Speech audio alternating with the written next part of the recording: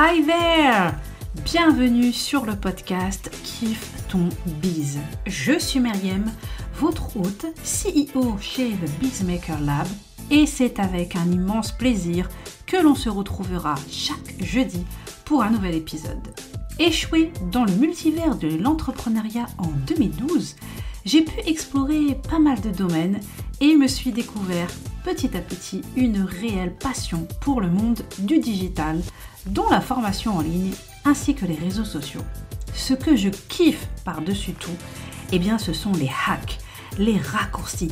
Et aujourd'hui, mon objectif est de vous aider à lancer et développer un business qui vous ressemble, mais le plus sereinement possible. Au programme donc, entrepreneuriat au féminin, marketing digital, stratégie de contenu ou encore social media. Il est temps de kiffer ses débuts, alors laissez-moi être votre fameuse geek dans le fauteuil. Ready? On s'installe bien confortablement pour l'épisode du jour. Let's dive in!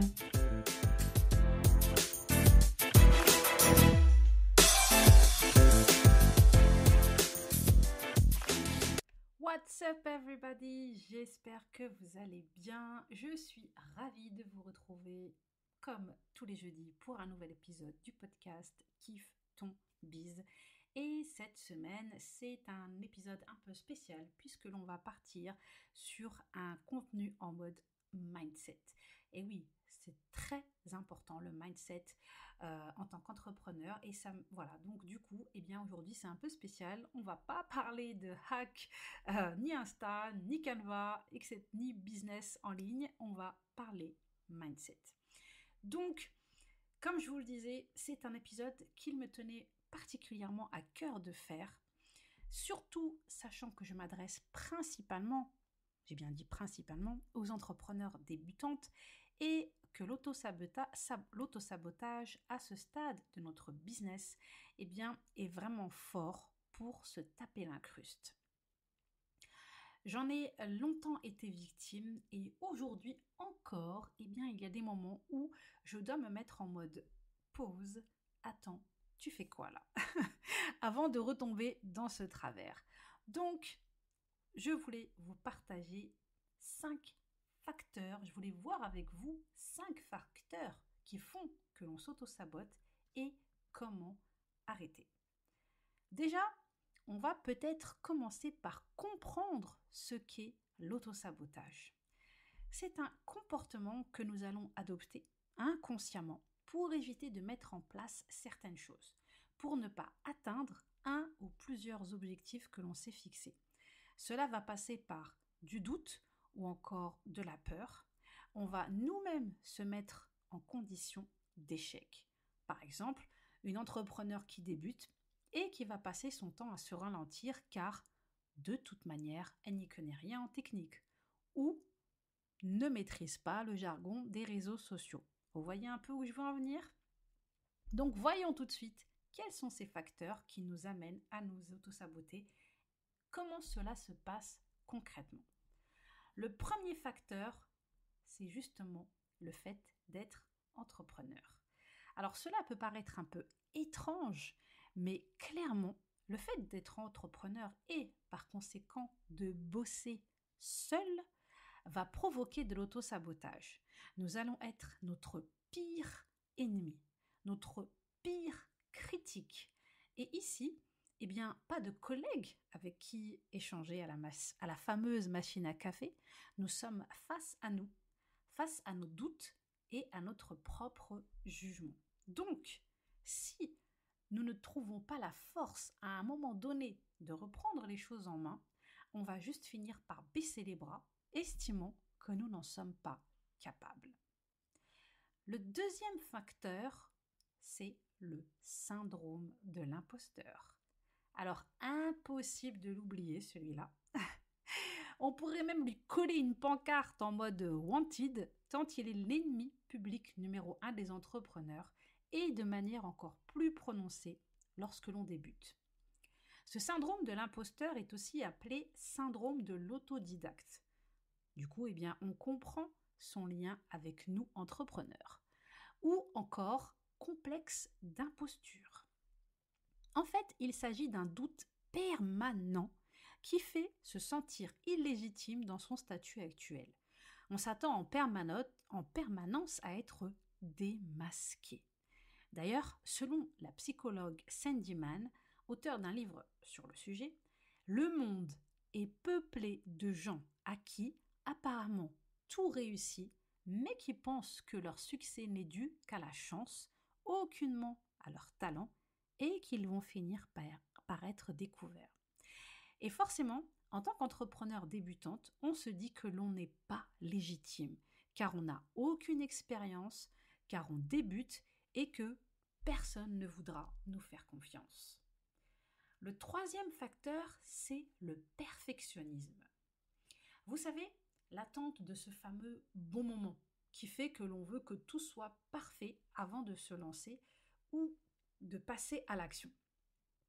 Alors oui, le fait d'être perfectionniste a ses avantages, mais pas que, car on peut se retrouver avec des exigences trop élevées qui vont nous mener à douter de plus en plus.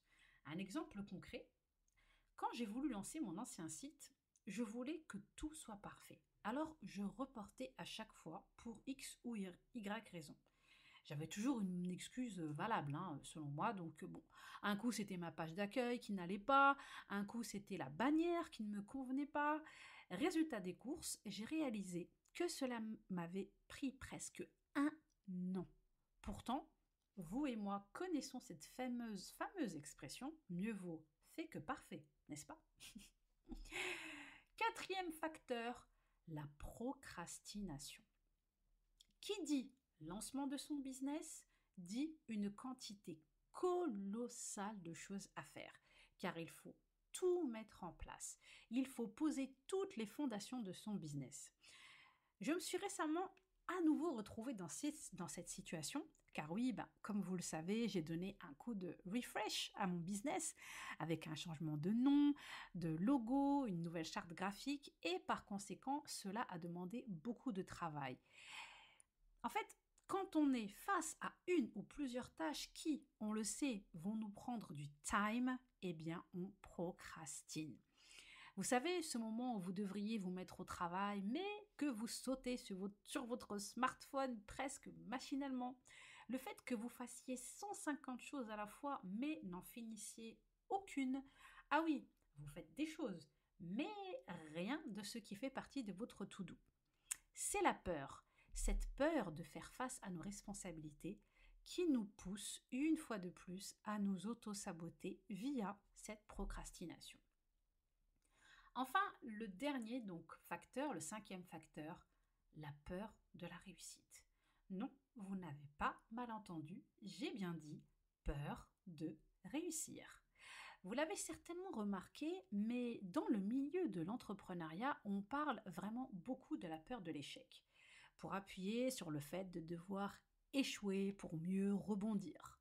Mais il y a une peur un peu plus vicieuse que l'on a très souvent du mal à admettre, et c'est bien celle de la réussite. Mariam, sérieusement, qui aurait peur de réussir? C'est un peu notre but à tous, non? Oui, c'est vrai, mais pourtant, c'est un fait. Parce que qui dit réussite dit responsabilité, attente et possibilité de décevoir. Il est clairement plus difficile de maintenir sa réputation que de la créer. Si vous êtes au sommet, votre angoisse va être de ne pas à nouveau vous retrouver dans le sens inverse de la courbe. Alors maintenant, voyons quelques pistes pour mettre fin à tout ça et enfin aller de l'avant. Eh bien déjà, pour se débarrasser de ce fichu syndrome de l'imposteur, il faut sortir du déni. Arrêtez de faire l'autruche et il faut arrêter de faire l'autruche et admettre que l'on souffre. On ressent tous à un moment ou à un autre ce sentiment d'imposture. Mais le plus important, c'est de faire preuve de compassion avec soi. Pour nous, entrepreneurs, il peut nuire non seulement à notre bien-être personnel, mais également à nos résultats financiers. Un autre travail à faire, une autre piste, est simplement le fait de croire en soi et en ses capacités. Si les doutes commencent à s'installer, ce sera le moment de se rappeler pourquoi on a décidé de se lancer, ce qui nous anime profondément.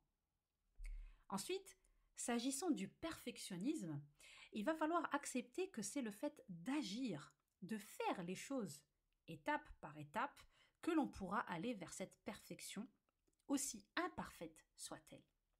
Une piste serait de se demander comment puis-je faire avancer les choses de façon à ce que ce soit fait même si ce n'est pas parfait. Ou encore, que puis-je faire pour faire avancer mon projet sans m'arrêter sur chaque détail. Il s'agit de rechercher le compromis entre fait et parfait. Nous pouvons accomplir des choses sans sacrifier la qualité de notre travail ou même notre bien-être. Enfin, en ce qui concerne la procrastination, on peut commencer par se fixer des objectifs simples en utilisant la fameuse méthode SMART. On peut aussi se concentrer avec la méthode Pomodoro pour booster sa productivité. Et enfin, une dernière astuce serait de commencer par ce qui nous effraie le plus. Alors, je ne vais pas rentrer dans les détails, mais je vais vous renvoyer à l'épisode 24 du podcast qui, lui, est entièrement consacré à la procrastination et qui vous donnera énormément de conseils par rapport à ça. Pour conclure, je dirais que, au vu du défi que cela représente de se lancer en tant qu'entrepreneur, il est clair que la dernière chose à faire est de saboter sa propre entreprise. Au contraire, soyons indulgents. Faisons preuve d'un maximum de self-care et surtout, croyons en nous.